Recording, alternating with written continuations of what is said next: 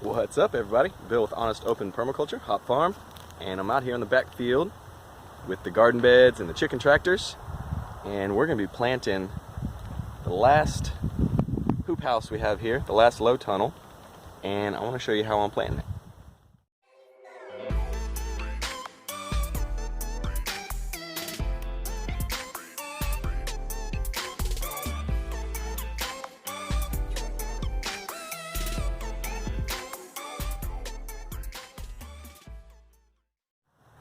So we're standing inside this chicken netting we got from Premier One.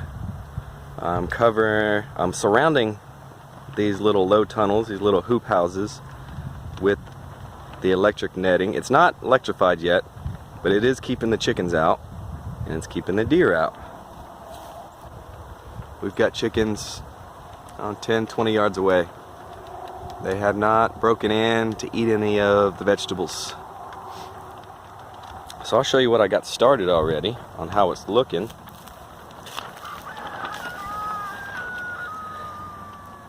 This is all lettuce right here. Some romaine lettuce and some cut and come again lettuce. Some lettuce bib.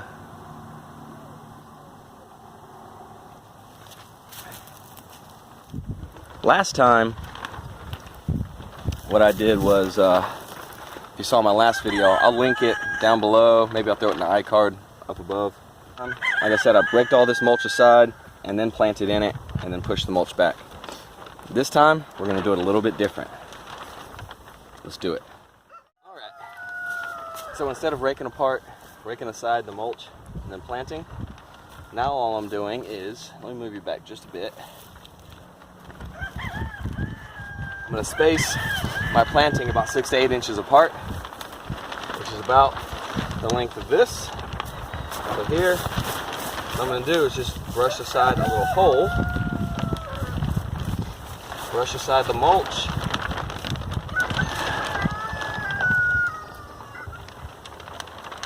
dig a little hole, loosen it up real good.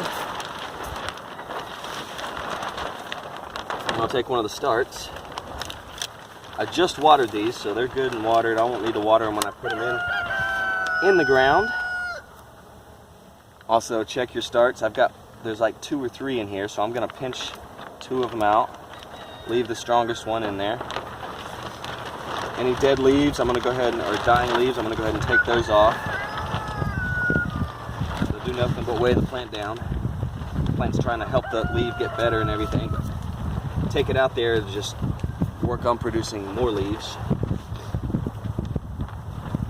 Alright, so we'll take this start, throw it in the ground, cover it up, cover back up a little mulch, and move on to the next one. We'll come down this way and over this way.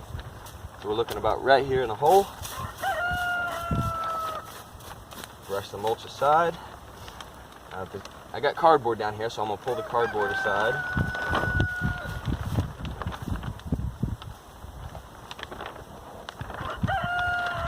Dig a nice hole.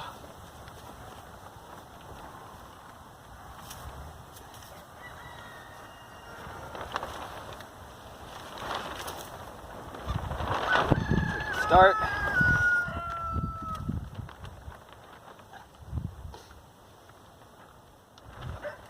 Start goes in the hole.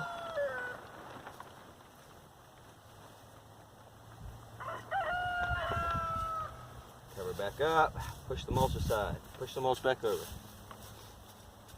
Rinse and repeat.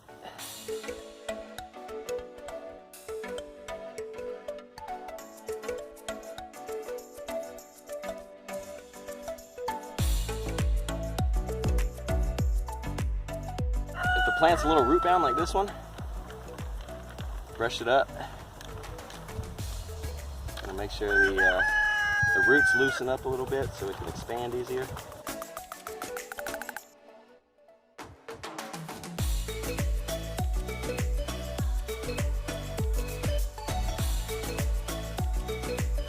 I want to show y'all something I'm not proud of. This is honest open permaculture. I'm honest and open about the stuff I do. That was kale.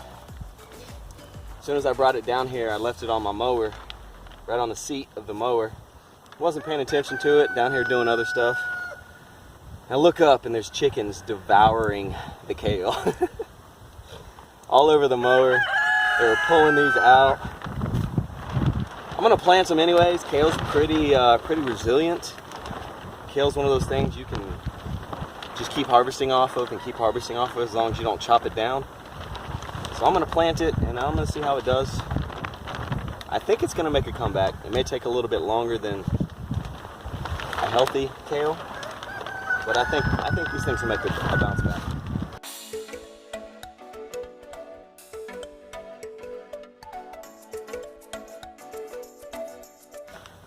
Now I've gotten a few comments about people wanting me to do some updates on the Chinampa.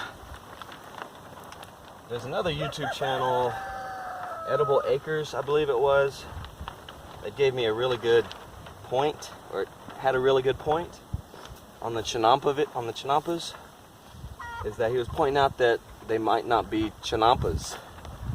They might be Wallers.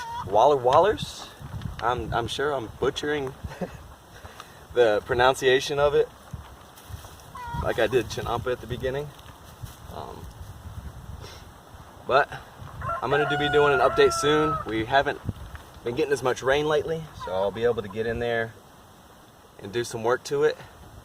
Just when we're getting that much rain, I'm not going to get in there and dig in a foot of water and try to mess with it when it's that much rain. Some of y'all probably also asked why or when I'm going to be doing more perennial planting, things like like bushes, canes, trees, those sort of things. This year I'm not going to be planting as many as I would like to. This year me and the wife are working on getting out of debt. Not just like little credit card debt or paying off our car or something like that. I mean completely out of debt. I mean the land that I'm laying on right now will be paid for.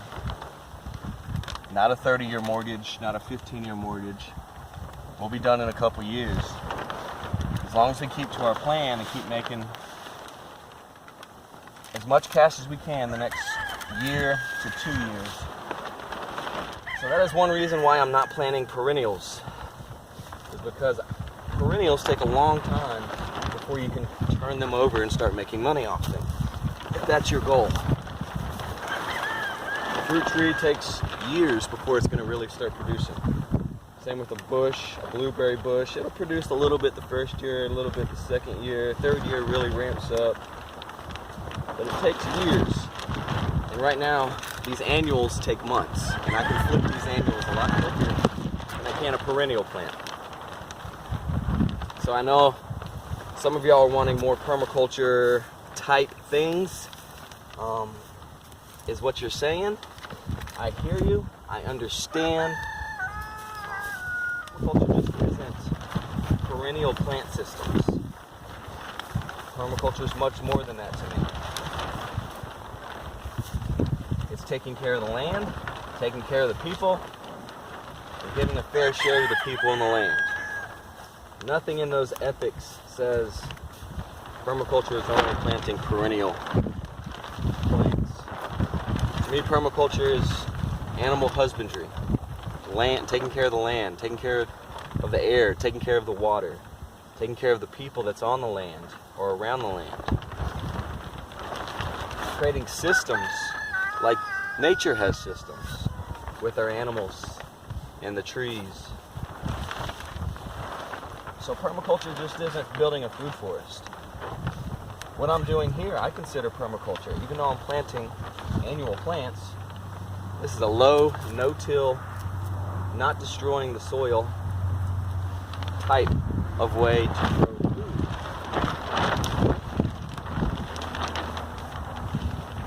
Oh, this one right here. And what I think is really cool about this way that I'm growing the annuals is that when we have reached a point where we don't need to pump up as many annuals, All this ground that I'm preparing for these annuals is going to be prime real estate for perennials. I'm not mining this ground, I'm adding to this ground. I'm making this ground more fertile and better while I plant these annuals. So after we're done,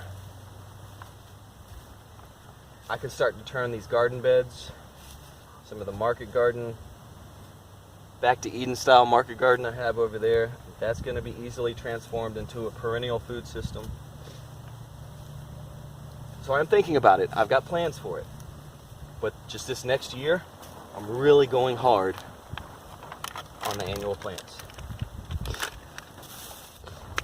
Leave down in the comments, guys, what's your favorite lettuce? What's your favorite lettuce to eat? What's your favorite lettuce to grow?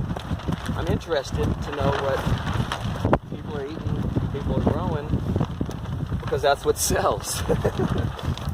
So, if you would, leave a comment down below. Let me know what kind of lettuce you guys like to eat. I would much appreciate it. Or if you're a farmer or you like to grow your own, what kind do you like to grow and why? Is it because it's easy to grow? Is it because it's your favorite flavor? Because it's pretty? Let me know. These poor little kales. The chicken's got them a nice snack. Also, I'd like to get your opinion on, or your help with, I need help with, is I'm having a mole problem back here in this soil. You guys have any tricks, tips to deter some moles? Let me know in the comments. That would be great. These little suckers, I know everybody's like, oh, moles don't eat vegetables, they won't eat your plants. Yes they do. I don't care what kind of study you're gonna quote me. Yes they do. Now they may not come up and eat these leafy greens yet, but as they're burrowing through, they're going straight through this root ball that these plants have made, and they'll eat this root ball, going after worms and stuff that are around the root ball. Not only that, moles will eat your root crops. I've had it happen personally. Not voles, moles. I know what a vole is, I know what a mole is. I know what their tunnels look like. Voles are much bigger than moles. And they will burrow in and they will eat your beets, they will eat your radishes. So if you got any tips for me on how to deter them, that would be fantastic. Alright, y'all. Let me know what you think about this planting method. So far, so good. Let me show you the rest of the beds. We got some broccoli and some kale in here.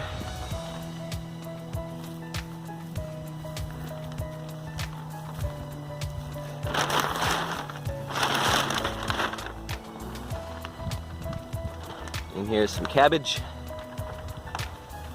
And these two are also cabbage and broccoli. Thank you all for watching. I really appreciate it. If you enjoyed this video, make sure you give it a like, subscribe, and share this with your friends.